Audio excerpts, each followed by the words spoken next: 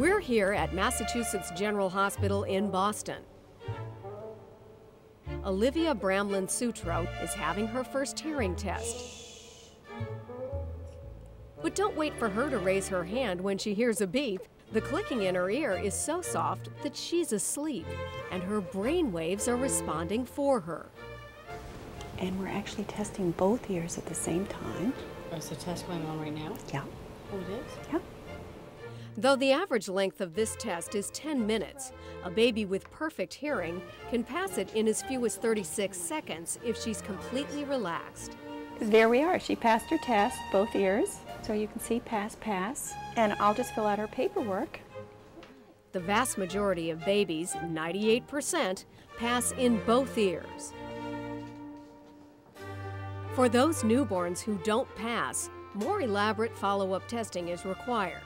The good news is that 9 out of 10 infants who initially pass in only one ear will later prove to have perfect hearing in both.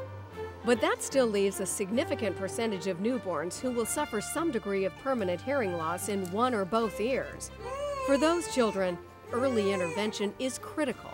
In the first 6 months of life, babies are doing a lot of listening. And we know now that if we can intervene and catch them and intervene at 6 months, we can actually help them maintain normal language development. Sam Garber was diagnosed with hearing loss in both ears before he was a week old. What can be done with a child so young? Quite a lot.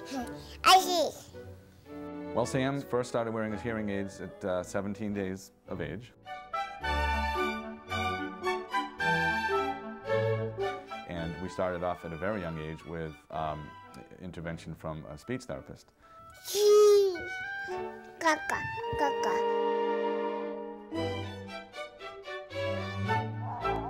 I go, I'm gonna blow. Sam and his mother Wendy come to the Massachusetts Eye and Ear Infirmary once a month to visit with speech-language pathologist Cheryl Bakey. Bye. A lot of my job with him is helping the parents to understand what are some things we'd expect a child his age to be doing, some things that they can be doing in the home to help move him to that next level. Cool, cool, cool. Although Sam only wears a hearing aid in one ear, he has a mild to moderate hearing loss in both. That means he has enough hearing to respond to sounds without his hearing aids, but not enough to clearly distinguish words or soft sounds. Moderate hearing loss is the equivalent of putting your fingers in your ear. You're not deaf, but certainly you don't hear very well. Let's put your hearing aid in. And so for a baby to learn a language not hearing very well would be quite challenging. Okay, you're good to go. Cool. For many months, the greatest challenge was simply keeping Sam's hearing aid in. He played with it, he threw it, he even tried to eat it.